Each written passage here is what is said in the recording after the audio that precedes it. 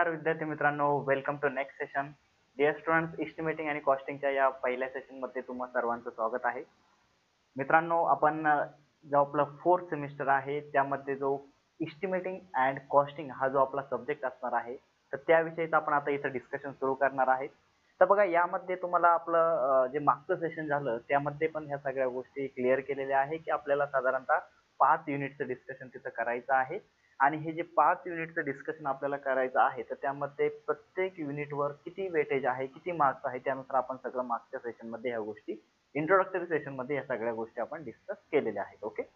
आता बघा, लक्षात घ्या, आपण ह्या सेशनमध्ये काय करणार आहेत की जे आपलं पहिलं युनिट आहे एस्टिमेटिंग आणि कॉस्टिंगचं बेसिक्स, तर त्या बेसिक्समध्ये फंडामेंटलमध्ये ऍक्च्युली आपल्याला कोणकोणत्या गोष्टी लर्न करायच्या आहे हे आपण इथं डिस्कस करणार आहोत.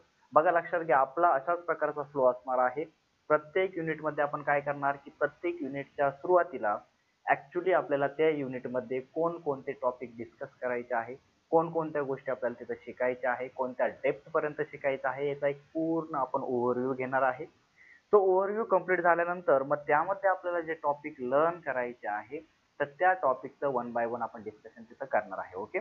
त्यानंतर प्रत्येक जे युनिट आहे, प्रत्येक युनिट कंप्लीट झाल्यानंतर आपण त्या युनिटची रिव्हिजन तिथं घेणार आहोत की जेणेकरून तुम्हाला पूर्ण युनिट संपल्यानंतर, म्हणजे हे त्या युनिटचे पूर्ण टॉपिक कंप्लीट झाल्यानंतर एक एक एक ते 2 सेशन मध्ये आपण त्याला पूर्ण रिव्ह्यू करून घेणार की जेणेकरून तुम्हाला आयडिया येणार आहे की आपण ऍक्च्युली काय डिस्कशन तिथे केलेले आहे आणि त्यासोबतच त्यावरती कशा प्रकारचे क्वेश्चन्स तुम्हाला एक्झाम मध्ये विचारले जातात, त्याचे उत्तर, त्याचे आन्सर्स रायटिंग तुम्ही कसं करायचं, या सगळ्यांचं गोष्ट डिस्कशन आपण तिथे व्यवस्थित करणार आहे. ओके. तर चला मग आपण सुरुवात करूया. इथं बघा, लक्षात घ्या मित्रांनो, जे सगळ्यात पहिलं युनिट आहे आपलं basics basics of estimating and costing.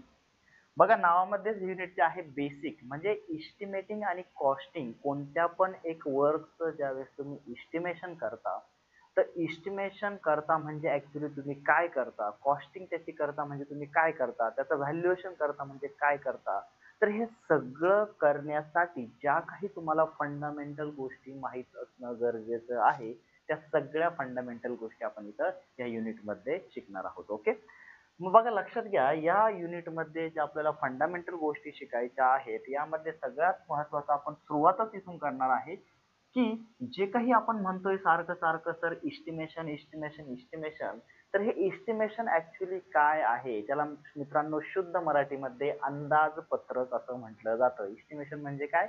अंदाजपत्रक. एका गोष्टीची, एका कामाची आपण काय करतो, अंदाजित किंमत तिथं काढत असतो की जेणेकरून पुढच्या गोष्टींसाठी आपल्याला प्लॅनिंग तिथं करता येतं. ओके. आणि त्याचप्रमाणे कॉस्टिंग ऍक्च्युली काय असणार आहे, तर इस्टिमेटिंग कॉस्टिंग याला सगळ्यात सुरुवातीला आपण समजून तिथं घेणार आहोत. ओके. आणि एकदा हे सगळं डिस्कशन तुम्हाला कळलं की ऍक्च्युली इस्टिमेशन म्हणजे काय आहे, मग त्या बेसिसवरती आपण ठरवणार की इस्टिमेटिंग करण्यामागचं आपलं पर्पज काय आहे. कारण बघा, कोणती पण गोष्ट तुम्ही प्रॅक्टिकली करताय, तर ती करण्यामागं तुमचं पर्पज काय आहे, इस्टिमेशन ऍक्च्युली आपण का करत असतो, तर हे आपण इथं काय करणार आहे, इथं समजून घेणार आहे. ओके. आणि ह्या दोन गोष्टी एकदा तुम्हाला क्लिअर झाल्या की त्यानंतर ऍक्च्युली जो पण व्यक्ती तिथं इस्टिमेशन करणार आहे, बघा लक्षात घ्या, एखादं स्ट्रक्चरल डिझाईन आपण करतो त्याला स्ट्रक्चरल इंजिनियर म्हणतो, बरोबर ना. त्यानंतर एखादं ड्रॉइंग काढत असेल त्याला आपण आर्किटेक्चर म्हणत असतो. त्याचप्रमाणे एखाद्या कामाचं इस्टिमेट जर एखादा माणूस जर व्यक्ती करत असेल, तर त्याला आपण इस्टिमेटर असं म्हणत असतो. मग ज्यावेळेस इस्टिमेटर एखादी गोष्ट इस्टिमेट करत आहे, तर ते इस्टिमेट करताना त्याच्या काय काय जबाबदाऱ्या तिथं असणार आहे, त्याचे रोल्स काय असणार आहे, त्याची रिस्पॉन्सिबिलिटी काय असणार आहे, हे सगळ्यात महत्वाचं आहे. यावरती पण तुम्हाला एक्झाम मध्ये क्वेश्चन्स तिथे विचारला जातो. मग ते पण आपण इथं समजून घेणार आहे की थेरोटिकल टॉपिक आहे की कोणकोणत्या जबाबदाऱ्या त्या व्यक्तीच्या तिथं असणार आहे. ओके. त्यानंतर पुढचं सगळ्यात महत्वाची गोष्ट, बघा लक्षात घ्या, सगळ्यात इम्पॉर्टंट थिंग जी काही गोष्ट आपल्याला इथं डिस्कस करायची आहे, that is administrative approval and technical sanction. बघा, administrative approval and technical sanction ह्या ज्या दोन गोष्टी आहेत त्या तुम्हाला प्रॅक्टिकली पण समजणं गरजेचं आहे. कारण तुम्ही डेली लाईफ मध्ये जनरली गव्हर्नमेंट डिपार्टमेंट मध्ये ज्यावेळेस बघता, तर ह्या दोन गोष्टी खूप तिथं महत्वाच्या असतात. ऍडमिनिस्ट्रेटिव्ह अप्रुव्हल, ज्यालाच आपण मराठीमध्ये प्रशासकीय मान्यता असं म्हणत असतो, आणि टेक्निकल सँक्शन त्यालाच आपण मराठीमध्ये तांत्रिक मान्यता असं म्हणत असतो. ओके. तर दोन्ही पण काय आहे, एक प्रकारची मान्यता आहे, अप्रुव्हल आहे. पण ते काय असणार आहे ऍक्च्युली ते आपल्याला समजून घ्यायचे आहे. आणि ज्यावेळेस मी ऍडमिनिस्ट्रेटिव्ह अप्रुव्हल किंवा ह्या दोन मान्यता किंवा दोन अप्रुव्हल मी तिथं म्हणत आहे, मग याचा इस्टिमेशनशी कसा संबंध आहे ते पण आपण तिथं समजून घेणार आहे. आलं का लक्षात? हा आपला महत्वाचा टॉपिक असणार आहे. त्यानंतर पुढचा आणखी महत्वाचा टॉपिक म्हणजे असणार आहे मोड्स ऑफ मेजरमेंट. काय म्हणतो मी? Modes of measurement. मग आता या नावावरून तुम्हाला काय लक्षात येतंय रे? मोड्स म्हणजे आपल्याला माहित आहे की कोणत्या वेनं आपण एखादी गोष्ट करत आहे त्याला आपण मोड म्हणत असतो. त्याच ठिकाणी मेजरमेंट आपण म्हणतोय. मेजरमेंट म्हणजे जनरली आपल्याला माहित आहे की एखाद्या फील्ड वरती ज्यावेळेस आपण बघतो तर भरपूर आपण तिथं माप मोजत असतो. लांबी मोजतो, रुंदी मोजतो, उंची मोजतो, जे काही डायमेन्शन असेल ते डायमेन्शन आपण मोजत असतो. त्या डायमेन्शनचं आपण मोजणं म्हणजे आपण त्याला मेजरमेंट असं म्हणत असतो. बरोबर ना?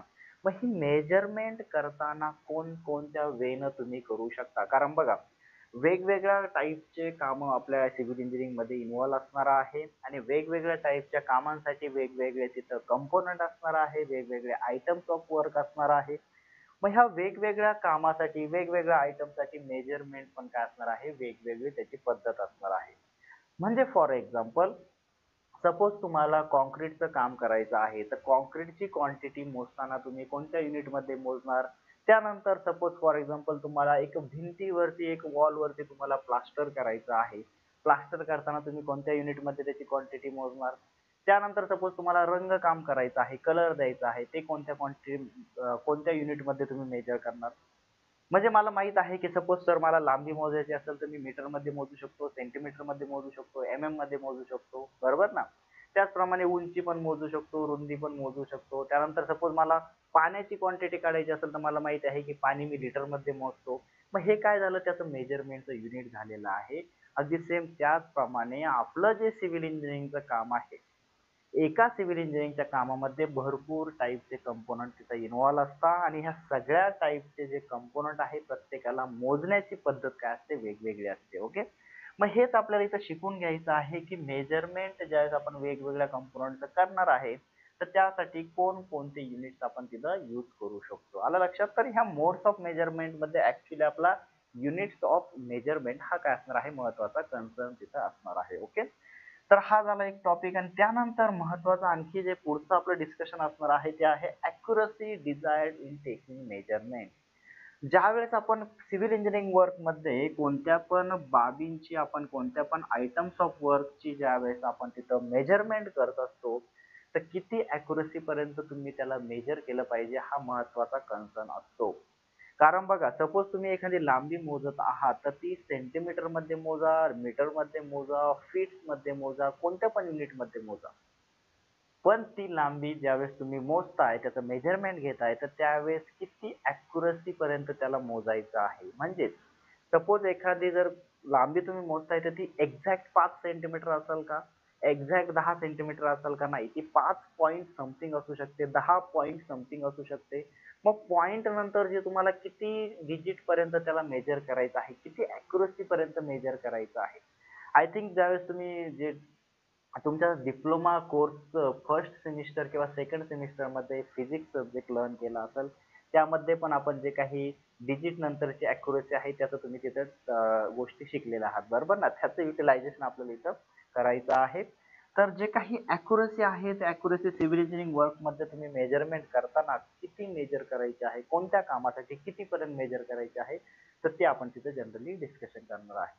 एक व्हॉल्युमेट्रिक क्वांटिटी असेल तर कितीपर्यंत. Sorry for interruption. तर बघा रे विद्यार्थी मित्रांनो, जर समजा तुम्ही हे लेक्चर आपल्या YouTube चॅनलवर बघत असाल तर आताच डाउनलोड करून घ्या विनीत ट्युटोरियल ऍप्लिकेशन, ज्यावर तुम्हाला मिळून जाईल डिप्लोमा आणि इंजिनिअरिंगचे ऑनलाईन क्लासेस, ते सुद्धा अफोर्डेबल कॉस्ट मध्ये, अतिशय कमी किमतीत जबरदस्त क्वालिटी सोबत आम्ही शिकवलेलं आहे. तर बघा, आमच्या स्टार टीमचं शिकवणं पहिले बघा, फ्री डेमो लेक्चर तुम्हाला दिलेले आहे. ते जर तुम्हाला आवडले तरच तुम्ही कोर्स वगैरे परचेस करू शकता. तर बघा, संपूर्ण सिलेबस कव्हर केला जाईल, फ्री क्रॅश कोर्स सुद्धा तुम्हाला मिळेल, थेरी नोट्स तुम्हाला मिळेल, फॉर्म्युलाचे नोट्स मिळेल, IMP question question bank, IMP question paper सर्व काही तुम्हाला मिळणार आहे अतिशय कमी किमतीत. तर जा ऍप्लिकेशन डाउनलोड करा आणि फ्री डेमो लेक्चर पहिले बघा. आवडलं तरच तुम्ही कोर्स वगैरे परचेस करू शकता. आणि ऍप्लिकेशन रिलेटेड काही प्रॉब्लेम्स वगैरे असेल, काही इश्यूज वगैरे असेल तर तुम्ही आमच्या हेल्पलाईन नंबरशी कॉन्टॅक्ट वगैरे करू शकता. आणि त्यासोबतच आमच्या टीम कडून जर तुम्ही कोर्स परचेस करत असाल तुम्हाला 20 रुपीजचा एक्स्ट्रा डिस्काउंट सुद्धा मिळून जाईल. ठीक आहे, चला तर कंटिन्यू करूया या व्हिडिओला. तुम्हाला अॅक्युरसी मेंटेन करायची आहे. त्यानंतर एक एरिया बेस्ड क्वांटिटी असेल तर कितीपर्यंत तुम्हाला अॅक्युरसी मेजर करायची आहे ते आपण तिथे सगळं डिस्कशन करणार आहे. ओके, त्यानंतर आता एकदा की हे सगळं डिस्कशन आपलं कंप्लीट झालं त्यानंतर आपल्याला आणखी महत्त्वाचा पुढचा जो काही टॉपिक असणार आहे that is rules of deduction in various work.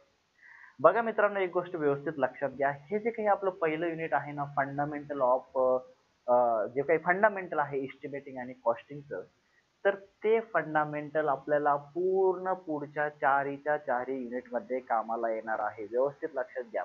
Generally काय होतं मुलांचं की पहिलं युनिट थेरॉटिकल आहे त्यामुळे त्यावर एवढं फोकस करण्याची गरज नाही, असं नाही. बघा, प्रत्येक गोष्ट जी आहे ती कशा ना कोणत्या गोष्टीवरती डिपेंड असते. त्यामुळं पुढचे जे आपले जे काही अप्रॉक्सिमेट एस्टिमेट असेल, डिटेल एस्टिमेट आहे, त्यानंतर व्हॅल्युएशन आहे, तर सगळ्या गोष्टींमध्ये आपल्याला ज्यावेळेस तिथं क्वांटिटी वर्कआउट करावा लागणार आहे तर त्या वर्कआउट करताना हे जे सगळं फंडामेंटल आहे हे फंडामेंटल तुम्हाला तिथं यूज करायचं आहे. त्यामुळं पहिल्या युनिटमध्ये तुम्हाला जेवढं क्लिअर करून घेता येईल तेवढं क्लिअर काय करायचं आहे, ह्या गोष्टी करून घ्यायच्या आहे. आलं लक्षात? मग पुढचं जे आपलं रूल्स ऑफ डिडक्शन आहे तर यामध्ये ऍक्च्युली बघा लक्षात घ्या, क्वांटिटी ज्यावेळेस आपण मेजर करत असतो तर त्या पूर्ण कंटिन्युअस क्वांटिटी असता का? नाही.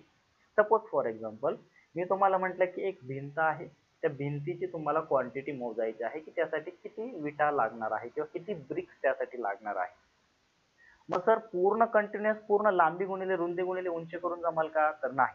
का जमणार नाही रे? यस, आपल्याला माहित आहे, कारण ती जर भिंत जर बघितली तर त्यामध्ये डोअरची ओपनिंग असणार आहे, विंडोची ओपनिंग असणार आहे, त्यानंतर एखादी दुसरी आणखी नंबर ऑफ टाईपच्या विंडो तिथं असू शकता. मग हे ओपनिंग ज्यावेळेस तिथं येत असतं तर त्या पूर्ण वॉलच्या क्वांटिटीमधनं आपल्याला किती क्वांटिटी डिडक्ट करायची आहे तर त्यासाठी मित्रांनो काही रूल्स आपण एस्टिमेशन मध्ये बनवलेले आहेत. तर आपलं जे इंडियन स्टँडर्ड आहे, आता तुम्ही 4th सेम मध्ये आहात आणि आतापर्यंत तुम्हाला इंडियन स्टँडर्ड काय असतं, IS कोड काय असतं हे चांगल्या प्रकारे माहीत झालेलं आहे, बरोबर ना? मग आपल्या इस्टिमेटिंग आणि कॉस्टिंग साठी सुद्धा आपल्याला इंडियन स्टँडर्ड कोड 1200 IS 1200 आपल्याला जास्तीत जास्त तिथं काय करायचं आहे, कन्सिडरेशन करायचं आहे, जास्तीत जास्त त्याचा उपयोग करून घ्यायचा आहे. ओके, मग तो जो IS कोड आहे, तो जो IS 1200 आहे, तर त्यामध्ये आपल्याला काही डिडक्शनचे रूल्स दिलेले आहेत. ते रूल्स आपल्याला तिथे फॉलो करायचे आहे आणि ते वेगवेगळ्या कामासाठी वेगवेगळे असणार आहे. त्यामुळेच आपण इथं म्हटलेलं आहे की rules of deduction in various work. वेगवेगळ्या कामासाठी वेगवेगळे रूल आहे आणि कोणत्या कामासाठी कोणता रूल वापरायचा ते आपण सगळं तिथे व्यवस्थित समजून घेणार आहे. ओके, आय थिंक तुम्हाला इथपर्यंत एक ओव्हरव्ह्यू, एक आयडिया आलेली आहे की आपल्याला काय शिकायचं आहे. ओके, त्यानंतर सगळ्यात महत्त्वाचं ज्यावेळेस तुम्ही इस्टिमेशन बनवत असता मित्रांनो, तर इस्टिमेट बनवायचं म्हणजे आपल्याला माहित आहे, मी तुम्हाला एक इंट्रोडक्टरी सेक्शन मध्ये पण सांगितलं की जनरली काही जरी तुम्हाला माहित नसेल तरी आपण एवढं तर म्हणू शकतो की मला एस्टिमेशन बनवायचं म्हणजे काय करायचं आहे, एक काम करायचं आहे, ते काम करण्यासाठी किती त्याची किंमत लागणार आहे, किती पैसे लागणार आहे हे मला कॅल्क्युलेट करायचं आहे. ओके, आणि त्यासाठी माझ्याकडे दोन गोष्टी महत्त्वाच्या लागणार आहे. एक म्हणजे त्याची त्या कामाची किती क्वांटिटी आहे आणि त्या क्वांटिटीला किती पैसे लागणार आहे, एका क्वांटिटीला किती पैसे लागणार आहे. सपोज 100 क्वांटिटी आहे, एक क्वांटिटीला 10 रुपये लागतात, तर 100 गुणिले 10 साधारणतः 1000 रुपये आपल्याला त्या कामासाठी लागणार आहे. मग मग सगळ्यात महत्त्वाचं मी हा जो दुसरा मुद्दा म्हटला की एका क्वांटिटीला किती पैसे लागणार आहे हे कोण ठरवणार, तर मित्रांनो लक्षात घ्या, यासाठी काही स्टँडर्ड्स आपल्याकडे अवेलेबल आहे. काही स्टँडर्ड्स मग कोणते आहे सर, जसे IS कोड असतात तसंच आपलं महाराष्ट्र गव्हर्नमेंट असेल किंवा जे काही सेंट्रल डिपार्टमेंट आहे ते काय करत असतं, रेट तिथं रिलीज करत असतं. प्रत्येक गोष्टीचे, प्रत्येक सिव्हिल इंजिनिअरिंग कामामध्ये जो पण कंपोनंट लागणार आहे त्या सगळ्या कंपोनंटचे रेट रिलीज करत असतं. त्याला आपण शेड्यूल ऑफ रेट्स असं म्हणत असतो. काय म्हणतो, रेटचं शेड्यूल तिथं असतं आणि त्या रेट्स प्रमाणेच आपण काय करत असतो, इस्टिमेट तिथे तयार करत असतो.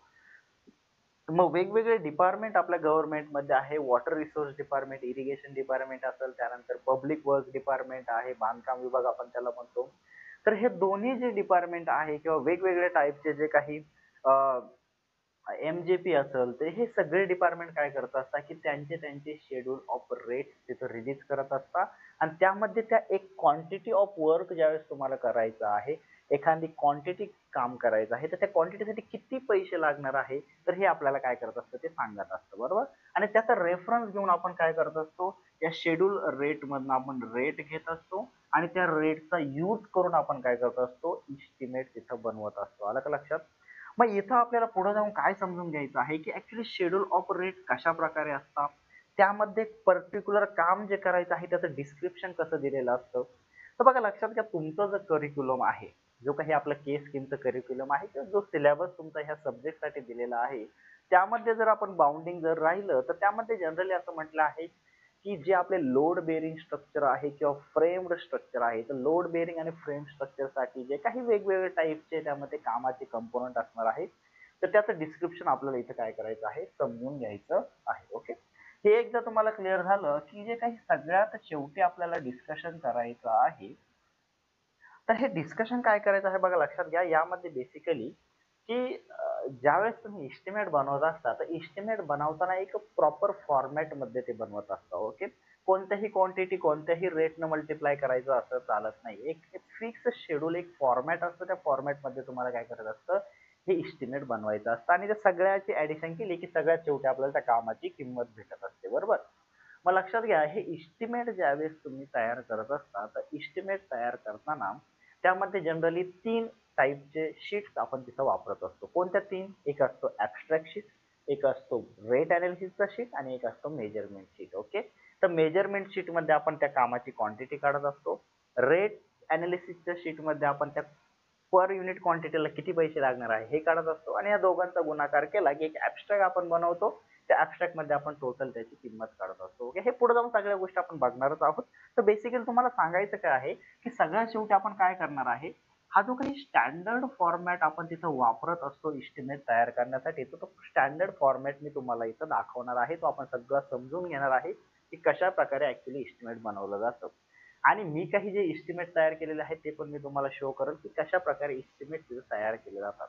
बघा, इस्टिमेट तयार करण्यासाठी सगळ्यात बेस्ट म्हणजे एक्सेल सॉफ्टवेअरचा तिथं यूज केला जातो. एक्सेलचा यूज करून तुम्ही एकदम इझिली काय करू शकता, इस्टिमेट तिथं बनवू शकता. ओके, तर अशा प्रकारच्या ह्या सगळ्या गोष्टींचं आपल्याला डिस्कशन हे पहिल्या युनिट मध्ये करायचं आहे आणि एकदा की हे सगळ्या गोष्टींचं डिस्कशन झालं की आपण काय करूया की ह्या तुमचे जे काही आपण सगळे टॉपिक डिस्कस केले सिलेबस नुसार, त्या टॉपिक वरती कशा प्रकारचे एक्झाम मध्ये क्वेश्चन विचारले जातात हे पण आपण तिथे डिस्कशन करणार आहे. आलं लक्षात? ओके, मग आता बघा लक्षात घ्या, हे सगळे क्वेश्चन्स आपण डिस्कस करणार आहोत, पण त्याचबरोबर पर्टिक्युलर टॉपिक ज्यावेळेस आपण डिस्कस करणार, चर्चा करणार आहे, तर त्या टॉपिक वरती लगेच कशा प्रकारचा क्वेश्चन विचारला जाऊ शकतो ते तिथंच आपण डिस्कस करणार आहे की तुम्हाला कशा प्रकारचा क्वेश्चन एक्झाम मध्ये विचारला जाऊ शकतो. ओके, म्हणजे तुम्हाला कम्प्लिटली क्लिअर तिथं आयडिया येणार आहे. आणि ऍट दी एंड मी जसं म्हटलं की आपल्याला सगळे क्वेश्चन तिथे डिस्कस करायचे आहे, तर कोणत्या एक्झाम मध्ये कशा प्रकारचा क्वेश्चन विचारला गेला होता आणि त्याचं तुम्ही कसं आन्सर रायटिंग करणं एक्सपेक्टेड होतं हे आपण तिथं डिस्कशन करणार आहे. Okay, so my dear friends, आता तुम्हाला हे सगळा जो पहिला युनिट आहे आपला, त्या पहिल्या युनिट क्लिअर आयडिया आली असेल की आपल्याला कोणते टॉपिक तिथे डिस्कस करायचे आहे. ओके, सो पुढच्या सेशन पासून आपण काय करूया की जे काही आपला पहिला टॉपिक आहे that is basics of estimating costing असेल, त्यानंतर पर्पज ऑफ असेल, त्यानंतर रोल जसं जसं बघा, एका सेशन मध्ये एकच टॉपिक डिस्कस होईल असं नाही, तर एका सेशन मध्ये 2-3 टॉपिक, छोटा टॉपिक असेल तर 2-3 टॉपिक डिस्कस होऊ शकता. असं पण होऊ शकतं की एका टॉपिकला 2 सेशन लागू शकता. ओके, डिपेंड करतं. आपण कोणत्याही प्रकारची घाई करणार नाही, अगदी व्यवस्थित आपण काय करणार आहे, प्रत्येक टॉपिकला जेवढा टाइम लागतो तेवढा टाइम देऊन आपण त्या टॉपिकला समजून घेणार आहोत. Okay, so my dear friends, I hope तुम्हाला हे सगळ्या गोष्टी क्लिअर झालेल्या आहे. तर आपण पुढच्या सेशन मध्ये काय करूया, जे आपले ऍक्च्युअल जे काही सिलेबसचं डिस्कशन आहे त्याला आपण तिथे सुरुवात करूया. ओके, इथं थांबूया, भेटूया नेक्स्ट सेशन मध्ये. Thank you very much.